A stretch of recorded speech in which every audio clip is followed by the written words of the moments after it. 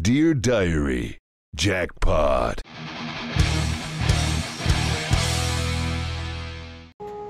This project requires about half a sheet of 3/4 inch plywood, a small piece of 1/4 inch hardboard, and some small pieces of wood for the drawer front and legs.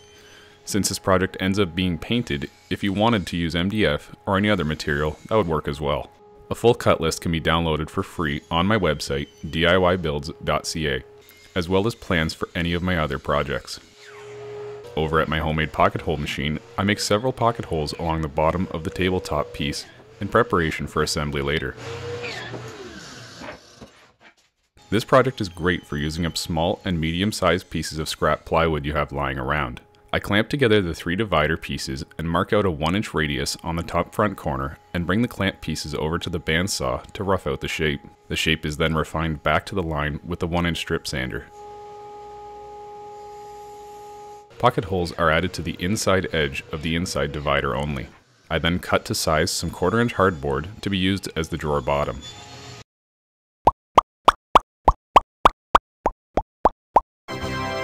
Now on to assembly of the drawer, which is simply held together with wood glue in the corners and a few me-nails. I use the bottom to square up the first corner and the back piece as a spacer to square up the other side. The real strength of this style of drawer comes from gluing on the bottom.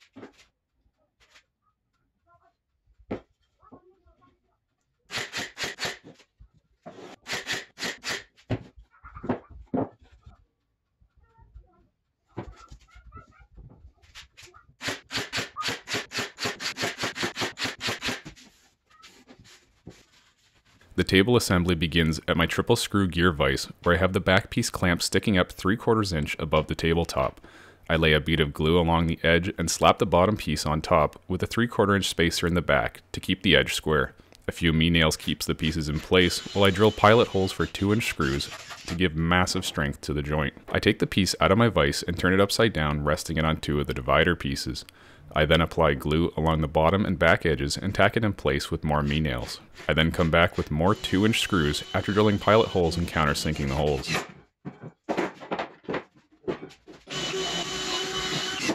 To make sure the drawer fits properly, I use the tabletop piece as a spacer when installing the inner divider piece. I used a clamp to hold it in place and temporarily used the back pocket holes to make sure the rear dimensions were perfect and wouldn't move. I then temporarily drive in the bottom pocket screws to establish holes in the bottom piece.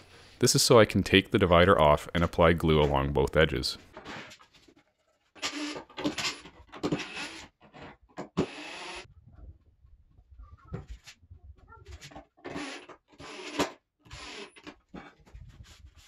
Before driving in the back pocket screw, I again use the top piece as a spacer to lock the dimensions in place.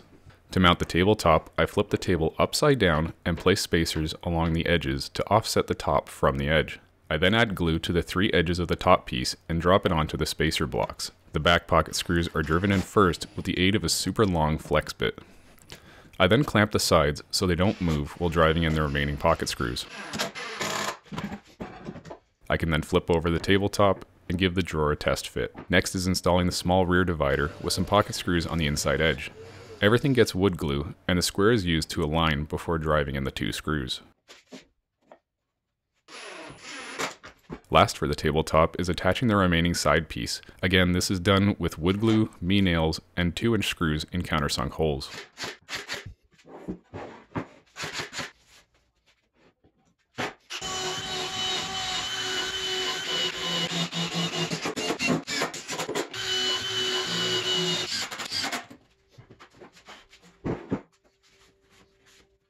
The next step is optional, and you could make any design you want for the drawer front, but I used my homemade CNC machine to carve a simple double trapezoid shape in the front. If you're interested in building your own homemade CNC machine, I have free plans available at diybuilds.ca.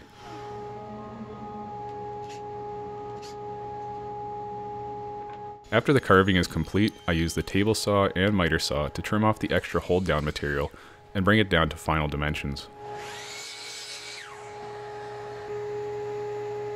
The front gets sanded to 240 grit and a dark walnut stain can be applied. The stain is put on heavy and excess wiped off with a scrap towel. As you can see, I use some screws in the back to space it off the assembly table while it dries. Back to the table itself, where I went over every edge with drywall spackle in an effort to smooth imperfections and fill screw holes. After letting it dry overnight, I used my mouse sander to flatten out all the bumps and break all the sharp edges. At the table saw, I ripped some pieces of 2x materials square to be used to create tapered dowel legs with my homemade table saw lathe. The 4 pieces are cut to rough length and get 2 different size holes drilled in the ends to receive the head and tail stock of the table saw lathe. The headstock is a larger hole that accommodates a 3/8 inch bolt that threads onto the workpiece at the headstock. The tailstock is smaller and slips freely into the smaller hole. My table saw lathe isn't set up to cut tapers, but I fudged it a little to accomplish this by sticking a few shims under the sliding tailstock to lift it slightly and create the taper needed.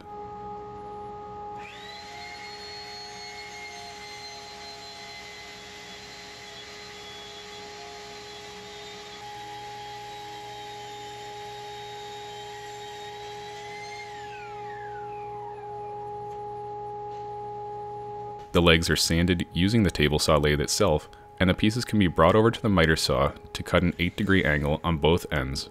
I make a mark on the cut end, the location of the high point of this now splayed leg, as this helps me align the leg during cutting the other end, as well as when mounting to the tabletop. Now on to finishing, which involves 2 coats of white primer and sanding after each coat to smooth the brush marks.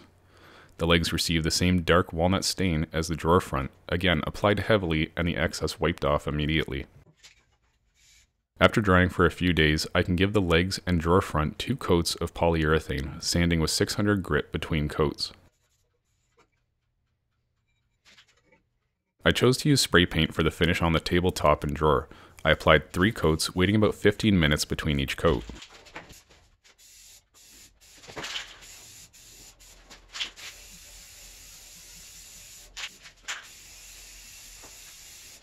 After the paint was dry, I placed the drawer face down on the drawer front and temporarily drove in 2 screws to use as locating pins after the drawer pull is attached. I then marked the center for the fancy drawer pull and drill a clearance hole for the small bolt to pass through. I used a larger bit to make room for the bolt head in the back.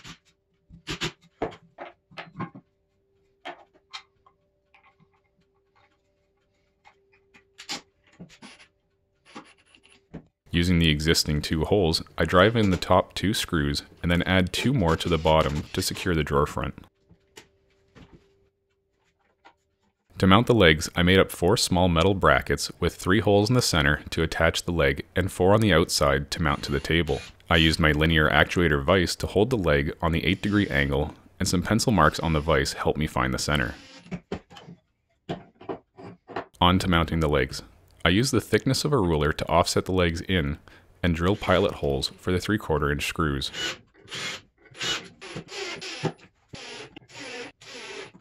And with that last screw, the project is complete.